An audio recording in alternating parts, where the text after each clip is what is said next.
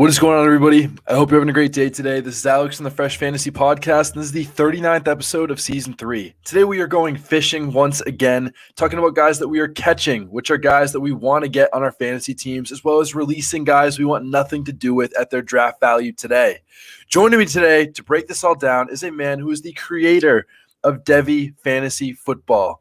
He was the 2018 Athletic Person of the Year, the 2019 FSGA Humanitarian of the Year, and the winner of the 2021 Matthew Berry Game Changer Award. He is also the creator of the most exciting fantasy football charity competition in the world and one of the most genuine, nice guys in the entire fantasy football community. With over 57,000 followers on Twitter, all the way from Minnesota, he is the talented, wonderful, and amazing Scott Fish. Welcome back to the show. Man, that is an intro. I fear that there's zero chance I can live up to anything you just said there. But thank you for having me on. I'm excited to be on this show, man. You know I love you. You're doing awesome stuff. You're a rising star in this industry. I appreciate the kind words. I also don't feel like I can live up to the words either. So I guess that makes two of us on this. But this is one of my favorite, type episodes that we've come up with so far, because it's not your, generic. It's not breakout players or busts or episodes that everybody does. I don't. Has there ever been anyone else do like a catching and releasing type players? I don't think so. But I also like at this point in the season because it's so easy to be able to just do that are breakouts or busts. But I think this is a really good mix of both, and this is a good way that we can integrate that into an episode. So I think that is really exciting in the conversation that we're going to have today, and especially because we are in the peak of draft season. I mean, people are listening to this right as the final week of preseason is going to wrap up. Scott, I am probably going to regret saying this in about 48 hours after people listen to this episode, but we've had no crazy major injuries in training camp. I know I just absolutely cursed the NFL. I know. I saw some tweets about that the last couple of days. I'm like, yes, that's but please, fantasy gods, if they're listening to this podcast, can we please just keep all the good players safe, all the not good players safe? Let's just keep everybody safe and just go into week one with everybody healthy for once.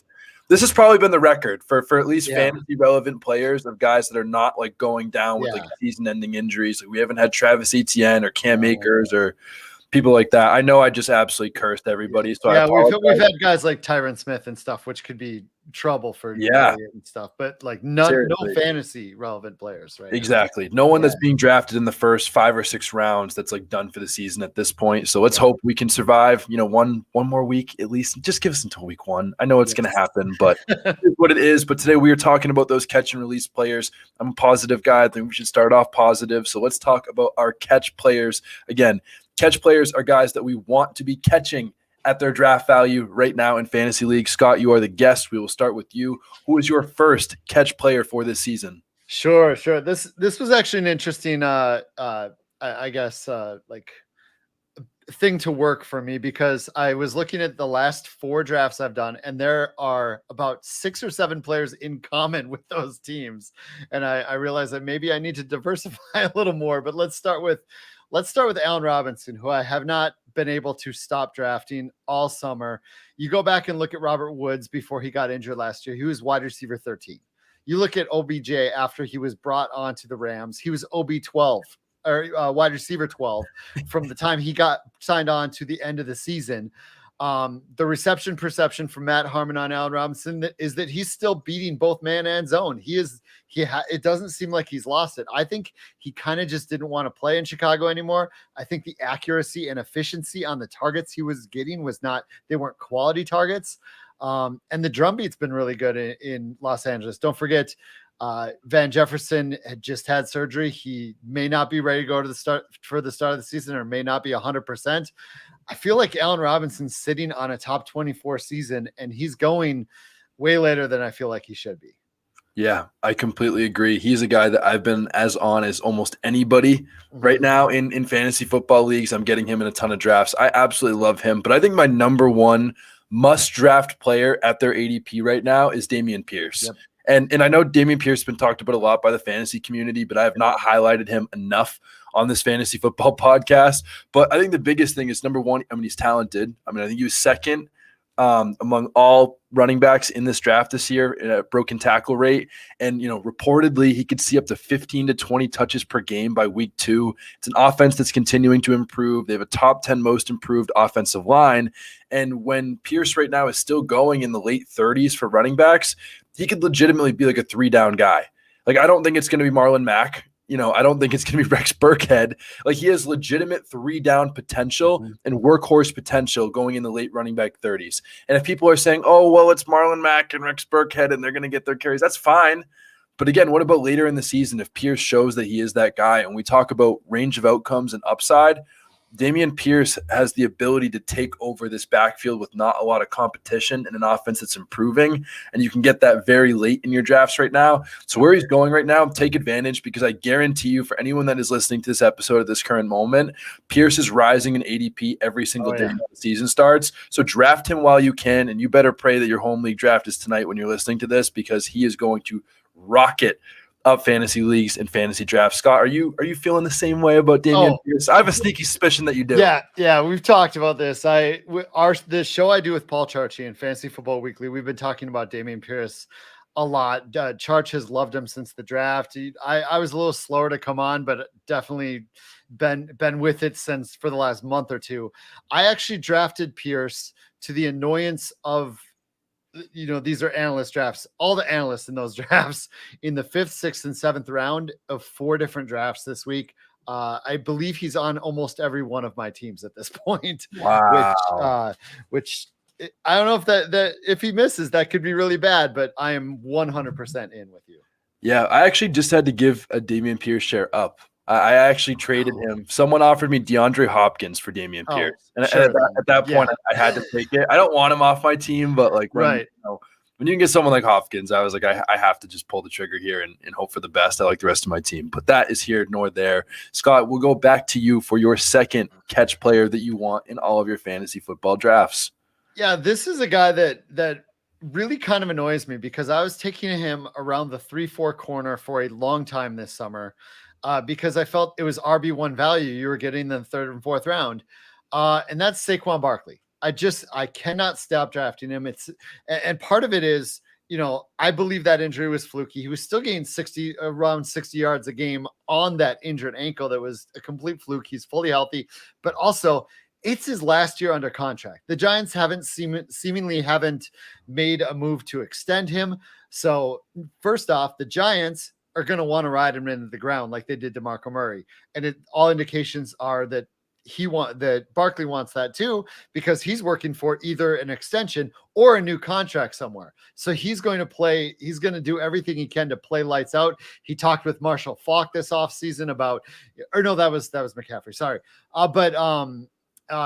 Barkley is a guy that I'll take him in the second. I've even taken him in the 1st round, because once you get past those first 5 players, that Jefferson, Chase, JT, like that first group of players in that back half of that 1st round, the 2 guys I want are DeAndre Swift and Saquon Barkley. They're the 2 guys that can easily be 70+ catch guys, finishes RB1s, or even the overall RB1, and you're getting them at a slight discount. Barkley's discount isn't what it used to be, but you're still getting a guy who can be potentially the number 1 running back this year.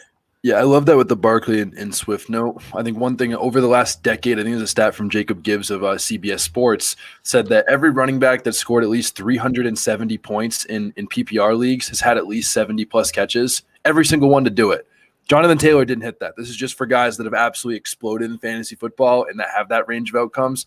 Every single one had 70+ catches, and that exactly fits, someone like Saquon Barkley, DeAndre Swift. Scott, you must be listening to the Fresh Fantasy Podcast at this point. I talked about Barkley, I talked about Swift, I talked about Allen Robinson. These are all guys I'm very in on. So I think top-notch analysts have a similar list. Definitely. No, I'm just kidding. But with Barkley, I think the other thing that people forget about is there's people that are like, oh, well, he didn't get all the work last year, and they were giving carries to Devontae Booker. Regardless of Devontae Booker, the competition is even worse. Devontae Booker is not good, but now it's Matt Breida and Gary Brightwell. Has anyone ever heard of? Shout out to the Gary Brightwell truthers. There are very few of you that think he is going to siphon away touches from Saquon Barkley.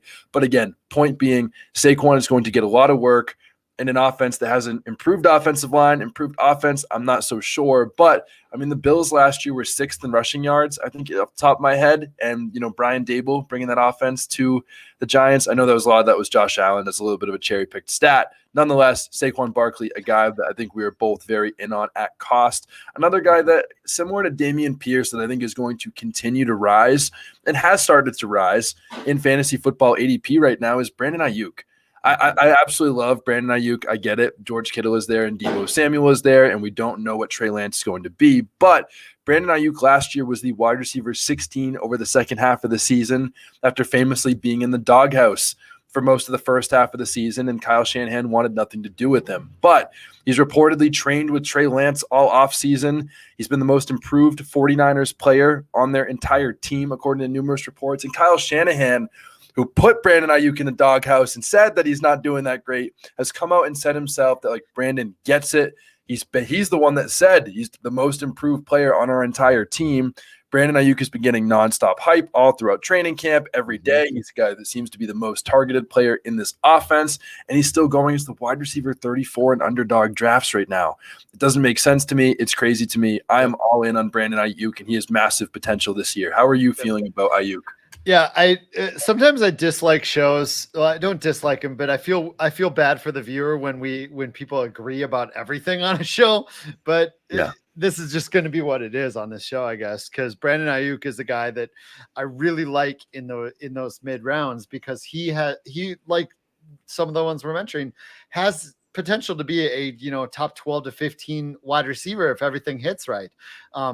He's more likely just a great wide receiver too, but every single drumbeat and talks of his maturity, his growth, everything has been in his favor this offseason. It's a good call. Yeah, I really like him, and I like where he's going. And again, when we talk about range of outcomes and talent, I mean, again, he's a guy that both seasons, the last 2 years, both in his rookie year and last year, was like a top 20 wide receiver down the stretch. I understand that people are okay. What if Trey Lance isn't good? Then that hurts him. What do you say to that? Yeah, I mean, well, even not great quarterbacks have said, like we saw a year with Teddy Bridgewater, who had 3 top 36 wide receivers, right? Like even that can happen. I will say, would it even surprise you if Brandon Ayuk outscores Deebo Samuel in fantasy Not this at year? all. He's a better red zone option. He's got a much larger ADOT. Like he's more efficient with his targets. He's not going to get the rushing that Deebo does, but it wouldn't. I don't know that I wouldn't place money on it happening, but I wouldn't shock me either. Yeah, and then the other thing, I think most people in the fantasy industry are on Trey Lance right now. So when you talk about trying to get stacks, whether it's in best ball or season long leagues, and you want to win your championships at the end of the year, Brandon Ayuk is the cheapest 49er player that you can draft, unless you're drafting like Danny Gray, right, or someone like that. But he's cheaper than Elijah Mitchell, cheaper than Deebo, cheaper than Kittle. So Brandon Ayuk is the exact guy that you want to try to pair with Trey Lance that you can get at a cheap cost, and you get a stack like that that's both great for best ball leagues and redraft leagues for your championship weeks. But again, Brandon Ayuk is a really, really great player. We each have one more catch player before we go to our release players, which are the players that we do not like. Scott, we will go back to you. Who is your third catch player that you want to be getting in your fantasy football drafts right now? Yeah, man, I could go all day on these catch players just based on what I've been drafting. But I'm going to stick with a guy that I really loved last year, and he didn't quite break out last year, and that's Nico Collins. He only started 8 games. He topped 70% of the snaps only once last year. He was a part-time player, had nearly 500 yards despite missing 4 games, played under 60% of the snaps on average. Just watching him on the field, watching his talent, he's got it. It's on a team where Davis Mills should grow into a better quarterback this year, and he was already fine last year. Nico Collins is going to grow. They're going to be in a ton of negative game scripts. It just feels like as a full-time wide receiver 2 on that team, as a full-time player, I find it tough to see him getting under 900 to 1,000 yards. I think he's a 6+ touchdown guy probably, and he's a guy you're getting 10, 11, 12 rounds into your draft, double-digit rounds for a guy that could finish probably as a great flex play. Wide receiver 2's in his range of outcomes, probably not, but he's a great flex play for a double-digit rounds. Interesting. I don't know if I'm as much of a Nico Collins guy. I've seen the hype. I get it. And again, he's the prototypical. We got one we don't agree on. That's yeah, good. but I think the other part of it though is you're making a case for a guy that's going late in your drafts. So how can I disagree for a guy that has a range of outcomes of much higher at that point in their drafts? I think in that point in the drafts, I'm leaning towards someone that, even though if the upside, I think the upside is a little bit higher, even though the talent doesn't, as much match up with where you can go. But I'm usually going for someone like a Romeo Doubs or even like a George Pickens. Sure. In that range, guys that I think are obviously really talented and have path to a lot of volume. Maybe Pickens not as much a path to that big volume. I was going to say Pickens is also going much higher now, sadly. Well, the drafts I did this week were like Doubs, Gallup, Chark, Osborne. Wow, McKenzie. I didn't realize that Pickens rose that much. But I'm in a lot of and all my drafts are heavy analyst drafts. Yeah. So all it takes is one guy that's like Pickens. Definitely. But I think Doubs is the guy, Dobbs, however you say his name. I think that he's the guy right there that I'm going for. Again, Nico Collins, not a bad call. We're making cases for guys in the late rounds. Hard to really disagree. It's hard not to like every word you've heard about Doubs. Exactly. That's absolutely true. Exactly. But again, and I already had a Texan and Damian Pierce, so I don't want to be rooting for their whole team with Davis Mills at QB. But my last guy is not someone that I think is supremely talented. But I think at ADP relative to cost and what, could be done, on the football field, I'm in on this player at price. That's Clyde Edwards-Helaire. I know people are ready to shut off this podcast and instantly hit subscribe for me dare saying CEH on a podcast. But it's as simple as this, and then he has a path to a ton of touches. His only competition is Isaiah Pacheco, who I love, but it's still a 7th-round rookie running back. Ronald Jones, who by all reports seems like he's going to be cut from this team, and a 30-year-old Jerick McKinnon. I understand people for like a 3-game stretch, Jerick McKinnon was like the second coming of Meckler and Alvin Kamara, but he's still a 30-year-old running back. And we rarely see 30-year-old running backs be great. And again, Isaiah Pacheco, a 7th-round rookie. And both those guys have cases that you can make to be getting touches. But in an offense that is probably going to be among the top 10 in scoring, CEH is a first round player, not exactly a first-round talent, but a guy that obviously has the talent, has the pedigree, and is a guy that Kansas City has been willing to feed him before. And when the competition is so little, he could be getting a lot of touches. And where he's going in drafts right now, around outside the top 30 running backs, when you talk about range of outcomes, CEH is one of those money picks where it's not a sexy pick, but all the things point that he could actually do it if he somehow finds the talent within him. Is it going to happen? Probably not. But again, we rarely get lead running backs on a great offense with little competition for touches at that point in the draft, and that's why I'm willing to invest in CEH. Are you going to disagree with me on this one here, or are you in on him at cost? I think CEH is my version of Nico Collins for you. Okay. I'm not in on CEH, but he's going in the 6th, 7th round with guys like Tony Pollard, Devin Singletary, the New England backs, Patterson Hunt. Those types of backs is what he's going around. And at that cost, you're right. He's going to be in an offense. If they ever utilize his pass catching that he showed in college, then he could be a huge hit at that, 6th, 7th, 8th round value where he's going. I will say, even with little competition, he just never really got inside the 5 looks outside of I think half of his inside the 5 looks came in his first game of his career where he got 6 of them. But, no, I love it. I like a guy like that at cost. I'm generally not drafting him because that's where I'm drafting something else generally. But at cost, you're absolutely right. Every point you made is correct. High-powered offense. He is the back you probably want to own. Your points are right. Pacheco, 7th rounder. Ronald Jones, I'm not a fan of and never really have been and likely cut candidate. You're right on.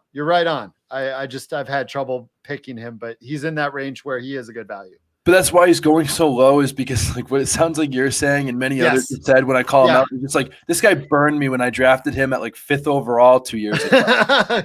He's not going 5th overall. He's going as the 30th running back. So again, if you don't want to pick him, fine. But at that point, that's a guy I'm willing to invest in that has a range of outcomes to do something really, really good and doesn't need an injury for it to happen. The other thing on CEH, though, I would take Damian Pierce over him, for anyone wondering. I'm taking Damian Pierce over CEH all day. Again, but Pierce is going lower in ADP. I'm willing to take Pierce first. But if Pierce goes, CEH might be one of those next guys I'm going. But let's move on to the side of the show that I don't like. Actually, real quick, we will put a quick stop before we go to our release players. Scott, you also mentioned a couple minutes ago that there's a lot of catch players you guys have. So is there any other players, real quick off the top of your head, I'm going to put you on the spot, that are some other quick honorable mentions of guys that made this list that you're ending up with a lot of shares of? Sure, I guess so. Guys that I'm getting a ton of are guys like Adam Thielen, who is going late enough that he has the best touchdown conversion rate inside the 20 and inside the 10 over the last 2 years. And now the offense is just going to be so much better. I'm grabbing Breece Hall and Travis Etienne as much as I can as my RB2, usually behind Barkley or Swift. And then late, I'm grabbing Dobbs. I'm grabbing guys like Jalen Tolbert and George Pickens. And I've been grabbing a ton of Ramondre Stevenson, but now the price is getting pretty high. I might start to pull back on that, but I was grabbing a bunch of Ramondre Stevenson. So those are guys I just have on a ton of rosters that I've been in on, over the last month or so. Yeah, as the winner of the Matthew Berry Game Changer Award in 2021, what do you say to the people about that Breece Hall is not going to be the starting running back, and they said that Michael Carter is still the running back one? What do you say to those people right now? I say you're depending on a 4th round running back that had to split time with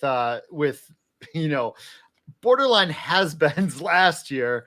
I think you're looking a lot closer to Jonathan Taylor and Marlon Mack from last year as like a comp for what Breece Hall and Michael Carter might be this year. Breece Hall's he can do it's not like unlike Taylor, he catches the ball a ton and really well. And they're both really explosive, but I just don't see how, as the weeks go on, they keep him off the field.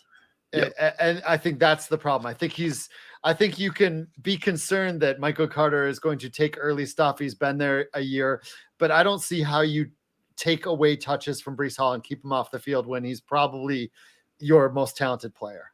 Agree. No, I absolutely agree. And it might take 4 or 5 weeks. Yeah, it definitely might. But where he's going right now, again, I think that he could have a similar stretch to where Jonathan Taylor finished. I will know, though, that I don't know if it's the same situation with the Marlon Mack JT thing. No, I'm just saying a 4 to 5 week stretch to start the season. Yep. Okay. Yeah, totally. It's a 4 to 5 week stretch to start the season where you have an incumbent that is in there, but the player behind him is too good to keep off the field. That's where I was making the comparison. Gotcha. Definitely. Or even like people like are getting so excited about now. We don't want to do it. We saw it with Jamar Chase last year. I know Breece Hall isn't a wide receiver in the drops. We saw it with Justin Jefferson when he was running behind BZ Johnson. BZ Johnson was the number 2 receiver over Justin Jefferson his rookie year. Again, I know those are running backs compared to wide receivers. Apples to apples. But again, Breece Hall, a guy, talent is going to win out. We've heard about him making big plays all throughout camp. Again, now is the time to buy the dip while you still can, because he is going to surprise some people and do really well in fantasy football this year. A rookie running back has finished top 15 in over 10 straight years. Breece Hall, I think, will be the guy to do it this year. But let's move on to these release players, guys that we are not on, guys that we are not super excited about. I don't like this as much because I usually like to just I like to talk about the good guys I do want, but let's talk about some guys that we don't want. Scott, again, I don't want to talk about it. So we'll start with you here, and you're the guest. Who's your first release player?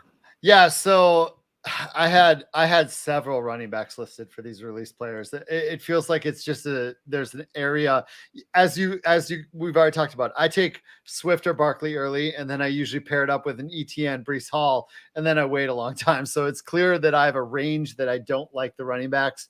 And I'll start with David Montgomery. His price going in the 4th round I just cannot do it. I understand that he gets a lot of volume, but we've heard so much this offseason, and we saw it last year with Khalil Herbert, that Khalil Herbert's actually decent. But my biggest problem is this is the worst O-line in football. It's the absolute worst. If you watch the first 2 preseason games, they cannot block. I believe it was the Chiefs and the Jags. They cannot block anyone. Justin Fields is getting hit time after time. They are hitting the running backs in the backfield. I don't know how the worst O-line in football in an offense, I think is going to have a lot of trouble moving. And if he doesn't get the volume, he's never really had the efficiency. If he doesn't get the same volume and Khalil Herbert takes snaps and even touches, I can't do that in the fourth round. You give him to me around Clyde Edwards-Helaire, sure, but he's a fourth rounder right now. That's just too high for my blood. Yeah, it's crazy how high he's going at that point. Again, I don't mind guys that are just getting volume. Like I was a Najee Harris guy last year when they were talking about his O-line. But with Montgomery, like again, the offense is just going to be terrible. At least the Steelers' offense with Najee was actually going to be a solid offense because they had Big Ben, they had Claypool, they had Deontay. That wasn't a bad offense. Like the Bears legitimately will probably be the worst offense in the league. And not only do they have a bad O-line, but there's no help with to prevent those stacked boxes when, Cole Kmet and maybe N'Keal Harry or Byron Pringle is going to be the number 3 wide receiver. So, again, the offense is really not going to be good. I'm also with you on David Montgomery. I wish I could disagree. I don't hate David Montgomery as much as I hate other guys in that range. I feel like I dislike, Elijah Mitchell a little bit more in that range at this point. But Dave Montgomery, I'm with you. Not a guy I like. Another guy I don't like. Can I respond to 2 things in the chat? Do you respond to chat on the show? Not often, but go for it. Okay. One guy said Herbert got injured, but not sure how serious. I don't know if you followed that, Alex. It was hilarious. I shouldn't say hilarious, but he got hurt. He went off on a cart, and he came back to practice the next day fine. Yeah. So they were joking like, what, did he go off in a go-kart? Because it's clearly not serious. No, I totally. He was back the next day on Herbert. Well, I'm glad that he's back because again, we don't want to see any of these guys. No injuries going down at all. But speaking of things that are not going to be good, I think people are not going to like this take at all. Every year I give this take, and every year people do not like it. But Nick Chubb is a guy for me I don't want in any of my fantasy drafts. And I get it. If you want to draft Nick Chubb, I get it. He's awesome. He's probably like the most talented running back in the NFL. I agree with you. But Nick Chubb is just not good for fantasy, people. Yeah. He's never finished higher than the running back 8 in PPR leagues. I know. I get it. He has never finished lower than running back 17. And I get Nick Chubb is safe. But Nick Chubb is not helping really increase your chances at winning your fantasy football league right now. Because no matter what, whether whoever the quarterback is, whatever the offensive line is, and whether Kareem Hunt is playing or not, they just refuse to give Nick Chubb the workload that he deserves. I'm saying it right now. Nick Chubb deserves more touches. He deserves a higher workload, and he deserves to be on the field a lot more than he is. I'm not disagreeing with any of that. But for fantasy football specifically, Nick Chubb is not a running back that has top 5 in his range of outcomes. Again, he has top 5 talent, not top 5 in the range of outcomes. He doesn't really catch passes. Even when Kareem Hunt isn't there, they're still not putting him on the field. Again, super talented, not a guy that you want in fantasy because, again, when you're playing with anywhere from 9 to 15 other humans, you need guys that have a top 3, top 5 range of outcomes, and I don't think Nick Chubb has that. I am not in on Nick Chubb. Scott, please tell me you're on the same. Yeah, I'm on the same page. I don't think I have Nick Chubb in any leagues right now. You pretty much laid it out, and you laid it out earlier too with you want running backs that have that chance to catch 50, 60, 70 balls, and that is just never going to be Nick Chubb. It's just never going to be Nick Chubb. Kareem Hunt, he would have to get hurt, and they would have to give Nick Chubb not only the volume, but they'd also have to give him a ton of pass game work for him to really have a shot at that top 3, top 4, top 5 finish. And I just don't see that in his range of outcomes. Maybe he's safe-ish, but again, I would rather take a much more high upside guy. He's going second round. That's really high for something like that. It's just crazy where you can draft other guys that are going, right next to him. Like you said, we talked about Saquon Barkley earlier. Like those guys are going close to each other in drafts right now. And when you can draft guys like that, or even Aaron Jones or Leonard Fournette, Alvin Kamara, that are all going in the same range of Nick Chubb, God, yeah. That have a much higher any of them. Yeah, exactly. So I just can't do it with Nick Chubb. Again, we love the player. We're not disagreeing with that.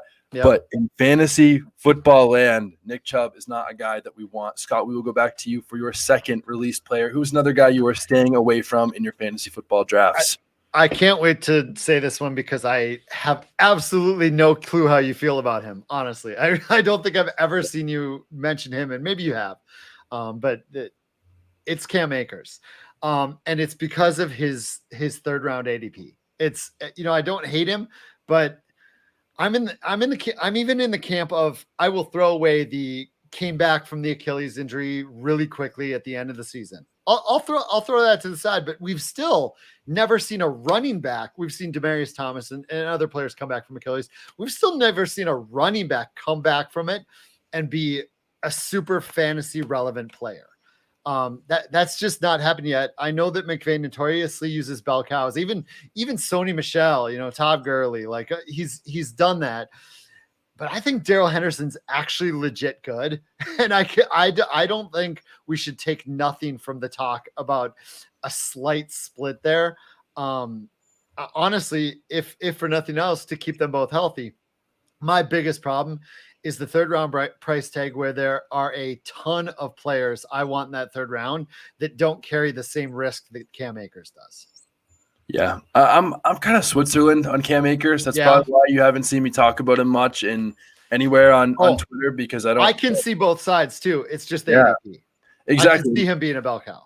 Yeah, and again, that's why I mean, at ADP where he's going in the offense that he's in, I don't mind where he's going, but obviously I think I'm starting to go a little bit more sour, hearing about that Darrell Henderson is viewed as a guy that can take over that backfield. What I do know is that, every year under Sean McVay, they've had a workhorse. Yep. So I feel like Cam Akers will still get the first opportunity. If he is fully healthy, he could get it. But I also see that, Darrell Henderson could definitely be that guy if Cam Akers doesn't have it. So that's why I don't have a super strong take on it. I'm kind of neutral, and go ahead. It does worry me that some of my Rams fan friends in the industry, like LQ, Laquan Jones, they are completely out on Cam. And it does worry me that my Rams fan friends are like, nope. So that's a concern for me, but I love the way he worked himself back. It's all ADP based. He could be a league winner. He could be, for an RB1. I just can't pay it. There's just other players in that round. Yep. I will say, though, I'm not getting almost any shares of Cam Akers right now in best ball leagues, redraft leagues, anything. He's just not someone I'm it's hard. You mentioned you're kind of Switzerland. It's hard to draft players you're not excited about. Exactly. And again, he's just, again, I don't like where he's going. Fine. I see why people want to take him there, and I respect that. Just not a guy I'm really going to take. I'm not like, please don't draft Cam Akers. I don't know why you're doing. I don't. No. So, but I like that. That's a good pick there. Another guy that I'm off, and this probably goes right with Nick Chubb, of talented player that people are not going to like that I'm saying, but it's DK Metcalf. And again, DK Metcalf, and actually, here's the thing about DK Metcalf. DK Metcalf will probably finish higher than ADP, and DK Metcalf will probably do better than I'm going to act like he is going to do. But DK Metcalf is going to be inconsistent for fantasy football. Last year in PPR leagues, 12 points is not a lot of points in a PPR league for somewhere where DK Metcalf is going. And DK Metcalf had 12 or less fantasy points in 9 of his 17 games last year. Those were all the games without a touchdown. Unless he's getting a touchdown, he is not going to be that great for you in fantasy football leagues. He only topped more than 70 receiving yards in just 3 games last year out of 17. That is a little cherry-picked. He did have some games over 60, but the point is he's not having a lot of high receiving yard games already with Russell Wilson. So now you bring in Geno Smith for a guy that was already inconsistent last year. So every week you are just praying to the fantasy football gods that DK Metcalf catches a touchdown, and if he doesn't, he's probably going to bust for you. He's not a guy that's going to get a super insane volume of targets. This is also one of the offenses that runs among the slowest paces and the lowest plays in the entire NFL. And that's why Russell Wilson helped for those big play type of games. So when DK Metcalf was already inconsistent, he's only going to be more inconsistent when you have someone like Geno Smith or, please God, no, Drew Lock in a net quarterback. So again, DK Metcalf might finish exactly where he's going right now in drafts. Maybe he'll beat ADP by a couple spots, but the week-to-week consistency is just not going to be good. Are you feeling more confident than I am about DK Metcalf having a solid season? I have 0 DK Metcalf or Tyler Lockett in any leagues. I will say there is something interesting about Geno's deep ball or the YOLO nature of Drew Lock, where they just throw it up, and maybe that could be okay for a guy like DK Metcalf who can just go up and grab it. But it's going to be so, as you mentioned, DK actually has been inconsistent most of his career, like a very inconsistent player over his career. And that's with Russell Wilson's extreme efficiency. You take away that efficiency in that low volume offense, like you mentioned how slow they play, but they also don't pass a ton. It's a very run happy offense. So you take away Russell Wilson's efficiency and accuracy, and you're left with DK Metcalf. I suppose, in fairness, DK Metcalf is going a lot lower than he was when he was playing with Russell Wilson.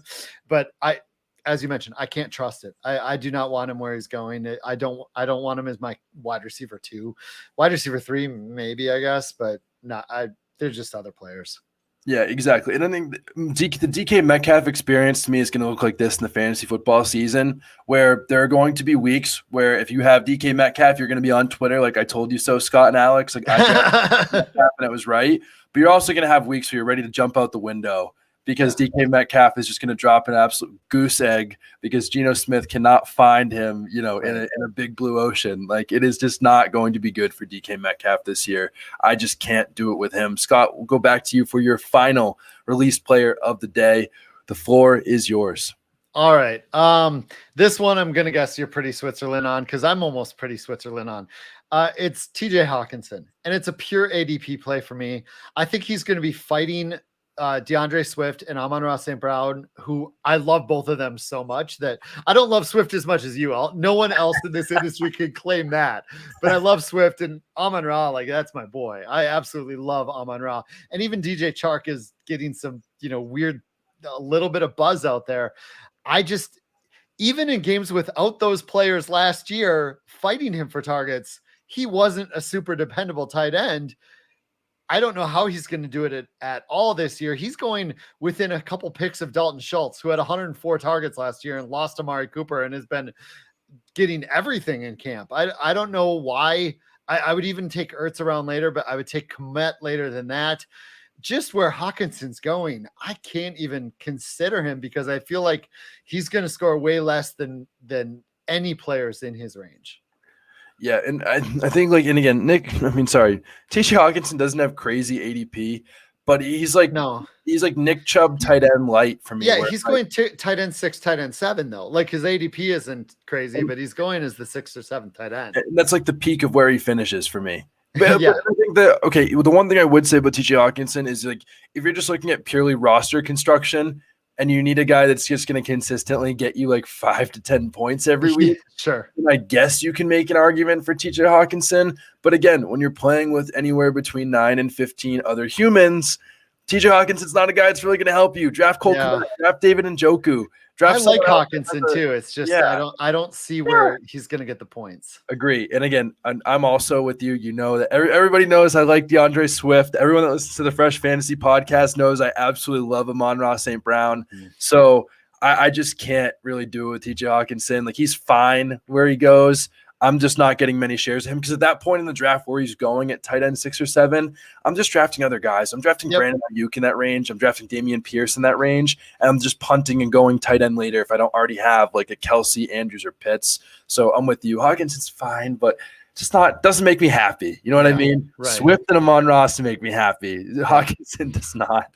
My final player of the day, and I don't think there's a lot of people on him, but like, I've seen some people on Twitter make an argument, okay, that this guy is a great, late round option similar to CEH, and it's Miles Sanders. And I just don't agree, and I don't see it. Miles Sanders' fantasy points have gone down every year that he's been in the league. He's already dealing with an injury and missed over 2 weeks of practice in camp with the hamstring injuries, which are not fun. I mean, they've said they want to give Kenneth Gainwell more of the high leverage touches, like the goal line touches and the third down touches. So Miles Sanders could be the running back 1, but he doesn't catch passes.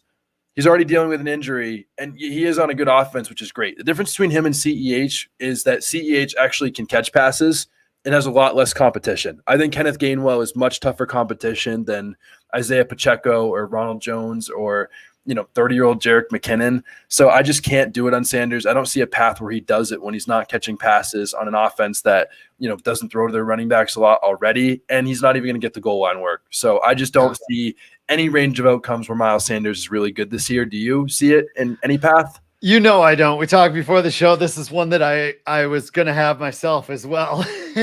I know Boston Scott's dealing with a concussion, but he'll get over that. And the hamstring issue, that's something that can either linger or come back. I will say, when you were talking there, I'm like, how weird is it that Miles Sanders caught 50 balls at extreme efficiency and a great yards per catch and yards per target, great after the catch with it his rookie year, and the last 2 years, like nothing, almost terrible in that area. Like that's just weird. And they basically drafted Gainwell to take that over for him last year. Or 2 years ago. Yeah. I don't get it. Yeah. And again, like I wish he could. I was a Miles Sanders guy in his second year. He was like a guy that I love drafting. I was excited. It was hard not to. He caught like 50 balls his first year. Yeah. But and you're like, what is he hard not to? Yeah, what is he going to do in the second year with Carson Wentz at QB and a guy that Carson Wentz that likes to throw to his running backs? Yeah, but it's not the offense we are in now. It is a new era in Philly. And Jalen Hurts runs the ball a ton too. Like exactly, that's going to take away a lot of opportunities. Please, yeah, you just can't find a reason to do it. And again, like it's not saying I'm not rooting against Miles Sanders. I'm not. I hope that he's the running back 1 overall in fantasy this year. I just won't have any shares. But even he said, "Don't draft me in fantasy." So like Miles Sanders himself is saying, "Don't draft me," and he's like, "I wish they'd give me touches." Like, don't draft me. You don't want me. So again, love the player, don't love the situation. Don't love what he's going to do in fantasy this year, and that is that with Miles Sanders. But those are our catch and release players. Scott, we have one final question for you today. The greatest question on the podcast. What is your 2022 flag plant, your boldest prediction that you believe in? Scott, I'm just going to give you a little crap for it. Yep. Last year, we talked about it for the show. You did have Dynamic Brown. So maybe you can't trust Scott for flag plants. Yeah, obviously, I'm joking. It's possible. But, you might not be able to. I will say that flag plant, that bold call was not just like a deep dynasty call, but it was also predicated on Ryan Fitzpatrick's YOLO ball, and he got injured before the season. Agree. So we never got to see it, but also even if he was healthy, I don't think we would have gotten to see it. That call was not going to make it happen. This year, this is going to be interesting. My bold flag plant call is Kirk Cousins finishes as a top 5 fantasy quarterback. Ooh. I went super bold with it. He's been QB 10 or 11, depending on your scoring, for a couple years in a row now. He's a guy who never misses a game, so you can almost never worry about injury with him. Since he became starter in the NFL, he's never missed a game due to injury. He missed one game for COVID last year, or 2 years ago, and 2 years ago. And then he missed one game for a week 17 that didn't matter. Sean Mannion started. He had COVID this month, so I think we're probably safe on that front during the season here. He's thrown a touchdown in 31 straight games, uber consistent. And all the stats he's put up to be QB 10 or 11 over the last couple of years has been in a super conservative, super run first, defensive minded, slow play coach. He may not get the rushing yards. Might be what keeps him out of the top 5. That's probably what is going to keep him out of the top 5. But man, he is going to rack up yards and touchdowns in this Kevin O'Connell led, high paced, fast passing offense. If I'm going to make a bold call, and it has to be really, really, really bold, and I think that there's an actual chance it happens, it's Kirk Cousins getting into that Tom Brady type year, into that Matt Stafford with Kevin O'Connell last year type year. And it's funny because I was going there, and it's that someone put that in the chat. And I'm like, that's exactly where I'm going with it, is that it's in his range of outcomes to be a top 5 fantasy quarterback this year. Yeah, definitely. I like that. He's someone I'm super high on. Again, this is the offense that with Matthew Stafford last year that they obviously did that. And Matthew Stafford was great. And they brought over Kevin O'Connell, the offensive coordinator of the Rams, to this offense. I think they take a big step. And Kirk Cousins, man, oh man, is he underrated in fantasy. Like he's the perfect, second quarterback kind of guy that fills in for bye weeks. And Kirk Cousins has just been actually a solid NFL and fantasy quarterback. I mean, he's finished as the QB 13 or better in 6 of the last 7 years. Yeah. That's really it's like basically a QB 1 in 6 of the last 7 years. Granted, he's never finished higher than QB 5. Like that was the peak back in Washington, but Kirk Cousins, I think, is going to be solid. I think this could be the best year of his career. I think Justin Jefferson takes another step. Adam Thielen, like you talked about, has a lot of potential. KJ Osborne is the guy that I really like. Irv Smith will be back, which will help. They're lining Dalvin Cook up outside in camp. Yeah. So again, there's so many great weapons in this offense, so I'm excited to see it. But it's the rushing yards that's scary. Yeah, it's the rushing yards that are absolutely scary. But I will note for the people, Scott is a Vikings fan, so if you don't want to trust it, that could be why. No, obviously, could be homerism. But Kirk Cousins, I like that flag plant. I think that is an awesome take. But we talked about catch and release players. We talked about the flag plant, and that is it for everything today. Scott, it's been an absolute pleasure having you on the Fresh Fantasy Podcast once again. Before we go, you're doing a lot of amazing work, both in the fantasy community and for the community outside of the fantasy football community. So please tell the people where they can find you and all your amazing work. Yeah, sure. Actually, most of the stuff you can find for me is ScottFish24 on Twitter. Just go there and you can find anything I'm doing. I usually link it in there or whatever. But Fantasy Football Weekly is the radio show, the podcast that I do every week. It's entering year 28 now. It's the longest running fantasy show out there. It's been a long time, but it's a very, very awesome show. It's on iHeartRadio. It's on iHeart. You can download it there, subscribe to it there. It's on every platform, I'm sure. So that's where you can find me. I love it. That's where you can find him, the man, at ScottFish24 on Twitter. Make sure you are following. But as always, for the listeners, thank you so much for listening to the Fresh Fantasy Podcast today. We're up to 39 episodes and counting for this season, and we get to have great guests on like Scott every single week. So it's been an absolute pleasure talking football along with you guys, and I appreciate you listening. But as always, you guys already know, please leave a review. You guys already know what to do, and I hope you all have a great rest of your day.